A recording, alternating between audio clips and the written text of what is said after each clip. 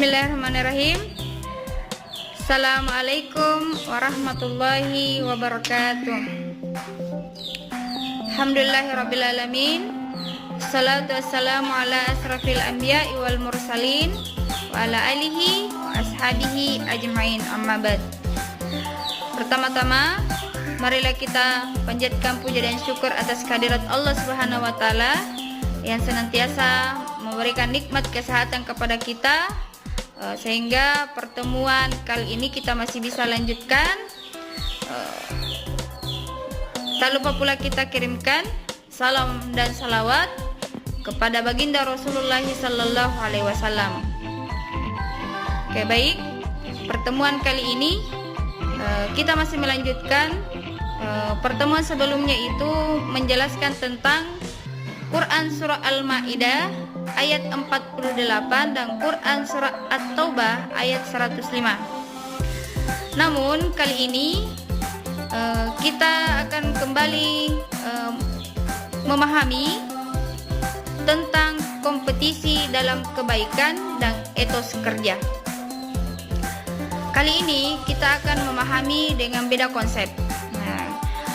Kali ini kita akan memahami awal pemahaman, yaitu tentang tujuan pembelajaran. Nah, peserta didik atau anak-anakku sekalian harus memahami konsep bagaimana memahami tujuan pembelajaran atau apa tujuan daripada kita mempelajari kompetisi dalam kebaikan dan etos kerja. Baik, selanjutnya kita memahami kandungan surah Al-Maidah ayat 48. Kandungan Quran surah Al-Maidah ayat 48 di sini menjelaskan tentang keberagaman agama dan tujuan penciptaan, di mana kita pada dasarnya kita mengetahui bahwasanya Allah menciptakan kita itu berbeda-beda, baik itu dari agama, ras, suku, itu kita berbeda. Akan tetapi di sini dijelaskan secara jelas bahwasanya walaupun kita berbeda pendapat, berbeda agama, berbeda suku, itu kita diajarkan di dalam Islam itu saling menghargai. Nah, ini salah satu kandungan daripada Quran surah Al-Maidah ayat 48. Ayat ini menegaskan bahwa kita mempunyai masing-masing kepercayaan dan keyakinan, tapi tetap menjalin hubungan yang baik. Kemudian selanjutnya itu tujuan penciptaannya kita. Tujuan penciptaannya kita ini salah satunya adalah, ini yang dimaksud adalah kita diajarkan untuk atau dianjurkan untuk berlomba-lomba dalam kebaikan, berlomba-lomba untuk beriman dan bertakwa kepada Allah Subhanahu wa taala. Kemudian ada pesan utama yang harus kita ambil dari Quran surah Al-Maidah ayat 48. Itu ada 3. Itu yang pertama adalah toleransi, di mana dalam Quran surah Al-Maidah ini ayat 48 menjelaskan bahwasanya toleransi, saling menghargai, saling menyayangi walaupun kita berbeda pendapat atau berbeda agama.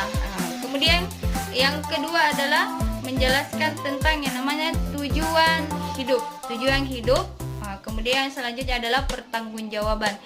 Tujuan hidup di sini adalah salah satunya adalah yaitu fastabihul khairat, yaitu melakukan suatu kebaikan karena betul-betul karena Allah Subhanahu wa taala, mendapatkan ridhonya atau mendapatkan ridho Allah Subhanahu wa taala. Kemudian yang ketiga adalah pertanggungjawaban, di mana harus diketahui bahwasanya apapun yang kita lakukan di dunia itu nanti akan dipertanggungjawabkan di hadapan Allah Subhanahu wa taala.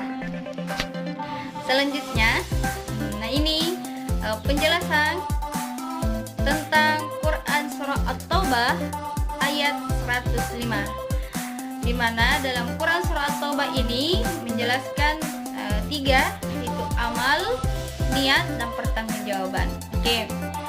Segala sesuatu yang kita lakukan pasti ada amalan-amalan tersendiri yang kita dapatkan dari Allah Subhanahu wa taala. Tentunya adalah ketika melakukan suatu kebaikan maka kita akan mengumpulkan suatu pahala amal kebaikan kita yang nantinya kita akan bawa nanti dan kita akan pertanggungjawabkan nanti di hadapan Allah Subhanahu wa taala. Di mana selalu ada niat untuk melakukan suatu kebaikan, itu adalah salah satu penilaian kebaikan yang nanti kita pertanggungjawabkan di hadapan Allah Subhanahu wa taala. Nah, setelah mempelajari atau mendengarkan penjelasan Ibu dari isi kandungan Quran Surah Al-Ma'idah ayat 48 dan Quran Surah At-Taubah ayat 105, ada hal-hal yang harus diperhatikan dan harus diimplementasikan dalam kehidupan sehari-hari. Yang pertama itu adalah saling menghargai. Ketika kita berbeda pendapat, menemukan perbedaan, maka yang harus kita terapkan adalah saling menghargai. Kemudian selanjutnya adalah jangan berhenti untuk menebar kebaikan atau jangan lupa untuk fastabihul khairat, yaitu berlomba-lomba dalam kebaikan. Terakhir adalah yang harus disadari adalah semua yang kita lakukan itu akan ada pertanggungjawaban di hadapan Allah Subhanahu wa taala. Terakhir dari pertemuan hari ini sebagai penutup, yaitu pesannya Ibu adalah jadilah hamba Allah yang beriman dan yang bertakwa. Semoga apa yang Ibu sampaikan, Ibu jelaskan ini bisa dipahami dan bisa diimplementasikan dalam kehidupan sehari-hari. Cukup sekian dari Ibu, semoga bermanfaat. Assalamualaikum warahmatullahi wabarakatuh.